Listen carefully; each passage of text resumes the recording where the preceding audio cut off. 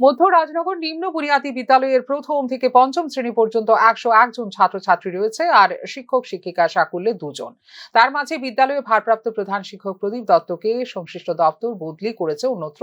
সেই খবর চাউর হতেই ক্ষোভে সোমবার সকাল 10টা থেকে স্কুলের সামনে কুর্তি প্রেমতোলা প্রধান সড়কটি অবরোধ করে স্কুলের ছাত্রছাত্রীরা। খবর পেয়ে ঘটনাস্থলে ছুটে আসে কদমতলা থানার পুলিশ, ছুটে আসেন কুর্তি গ্রাম পঞ্চায়েতের প্রধান। অবশেষে আইএস এর সাথে কথা বলে ভারপ্রাপ্ত প্রধান শিক্ষক প্রদীপ দত্তকে পুনর্বহাল রাখার অনুরোধ জানানো হয় পঞ্চায়েতের তরফ থেকে।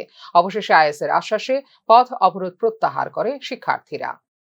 আমরা স্যারে অন্য স্কুলে ট্রান্সফার করে দিয়েছিলাম, আমরা জিও করছি।